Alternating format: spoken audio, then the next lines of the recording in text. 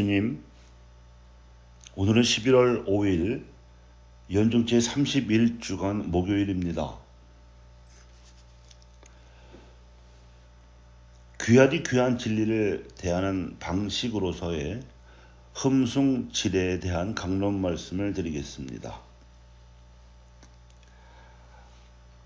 세상에서 가장 귀한 물질은 보석입니다. 그 중에서도 다이아몬드를 제일로 칩니다. 그렇다면 물질이 아닌 것 중에서 가장 귀한 존재는 무엇일까요? 하느님이십니다. 하느님께서 역사상 가장 먼저 그리고 직접 나타나셔서 당신의 존재와 당신의 뜻을 계시로 보여주신 민족이 이스라엘입니다. 그리고 그 사건은 이집트 탈출 사건이지요. 그 징표로 하느님께서는 모세를 시켜서 십계명을 새긴 돌판을 만들게 하셨습니다. 그 십계명에는 이스라엘이 하느님의 백성으로서 살아가야 할 길이 적혀져 있었습니다. 이스라엘 백성은 하느님의 존재의 표시고 하느님의 뜻의 현현인 그 십계명 돌판을 모신 계약의 궤짝을 가장 거룩하게 모셨습니다. 그 장소를 지성소라고 했습니다. 가장 거룩한 장소라는 뜻입니다. 이 지성소에서 하느님께 제사를 드렸는데 그 규칙이 매우 엄격해서 평소에는 사제 중에 대표인 대사제만 들어가서 제사를 드릴 수 있었고, 평사제들은 1년에 한 차례 당번이 되어야 들어가서 제사를 드릴 수 있었습니다. 그리고 제사장이나 평사제들은 물론 백성도 이 제사에 참여하기 위해서는 먼저 자신이 지은 죄를 뉘우치는 속죄를 행하여 자기 자신을 깨끗하게 만들어야 했습니다. 성전 안에서 이 지성소 앞에는 대단히 무겁고 두터운 휘장이 가로막고 있었습니다. 함부로 들어오지 못하게 하기 위해서지요. 그런데 마르코 복음사가는 이 무겁고 두터운 휘장이 예수님께서 지상 생애를 마치시는 순간에 찢어져 버렸다고 기록하였습니다. 인간이 하나님께 갖춰야 할 예의를 흠숭지례라고 하는데, 이스라엘 백성이 유다교를 설립해서 하나님께 드려온 흠숭지례의 대상이 지성소에 모셔져 있었는데, 이를 보호해온 휘장이 두 갈래로 찢어졌다는 복음서의 기록은 이제 그 대상이 예수 그리스도로 바뀌었다고 알려주는 것입니다. 그리고 이제 예수 그리스도께 대한 흠숭지례는 가톨릭 교회 안에서 성체와 성사에 대한 흠숭지례로 이어지고 있습니다. 다이아몬드보다 비할 수 없이 더 귀하고 귀한 존재에 대한 예의입니다. 그런데 그 예수님께서 당신 자신만큼이나 어쩌면 당신 자신보다 더 귀하게 찾으셨던 대상이 있었습니다. 그것은 바로 세상에서 무거운 짐을 지고 고생하는 가난한 이들입니다. 예수님께서는 그 가난한 이들에게 당신께로 나아오라고 초대하시고 그들에게 그들이 무엇보다 기다렸을 안식을 주시겠다고 약속하셨습니다. 그리고 그들이 그토록 필요로 하는 안식과 희망과 기쁨을 주는 일을 당신의 기쁨이요 사명으로 삼으셨고, 제자들과 당신을 따르는 군중에게도 당신처럼 같은 기쁨을 찾으라고 오늘 두 가지 이야기를 해 주셨습니다.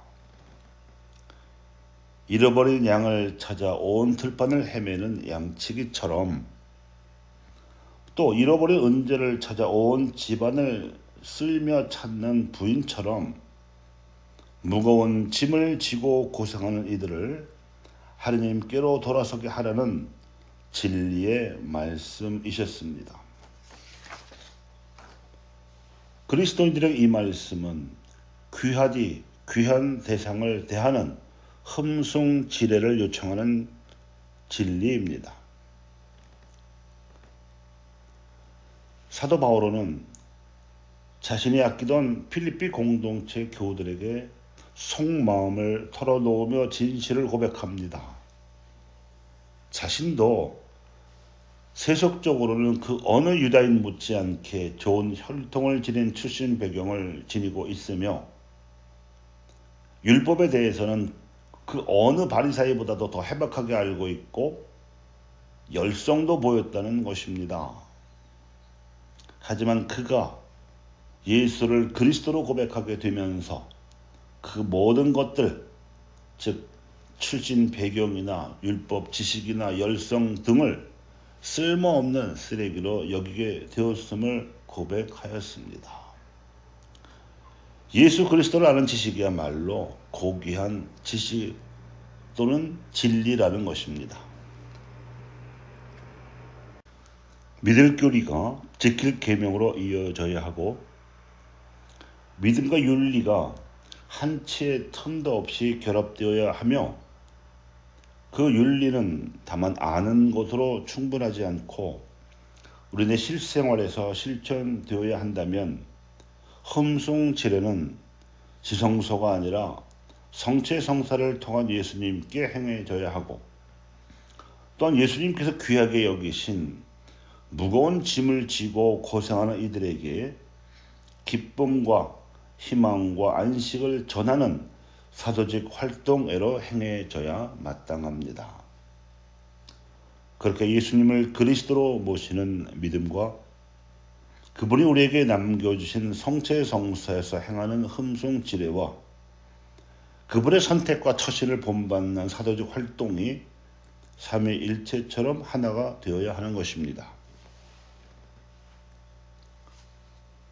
그런데 흠숭을 드려야 할 존재에게 그에 합당한 예를 드리지 않는 것을 불경이라 합니다. 또 그와 반대로 흠숭을 드려서는 안 될 대상에게 흠숭지례를 드리는 것을 미신이라 합니다. 불경도 미신도 넓게 보면 합당한 흠숭지례를 드리지 않는다는 점에서 우상 숭배적 행위입니다. 현 교황 프란치스코 교황님께서 사도적 권고 복음의 기쁨을 통해서나 그 후에 후속 문헌들과 강론 등을 통해서 현대사회 우상 숭배로서 자본 숭배를 질타하시는 것이나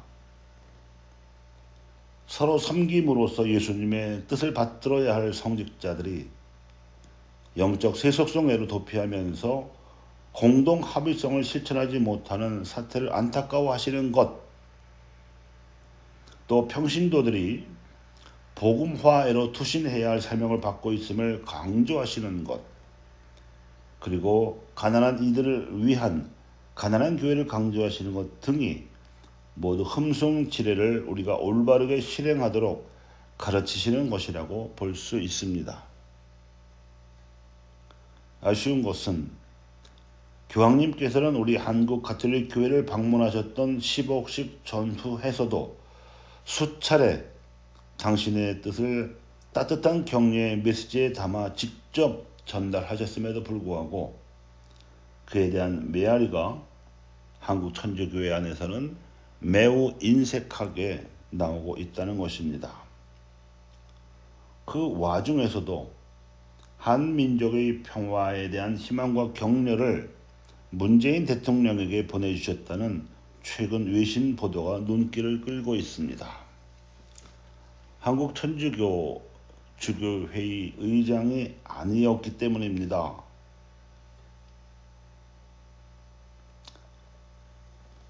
중요한 것은 우리는 하느님께서 예수 그리스도를 통해서 주신 하느님 나라의 기쁨을 간직해야 할 의무가 있으며 또한 그 기쁨을 전해 주어야 할 사람들을 귀하게 여겨야 한다는 사실입니다. 감사합니다.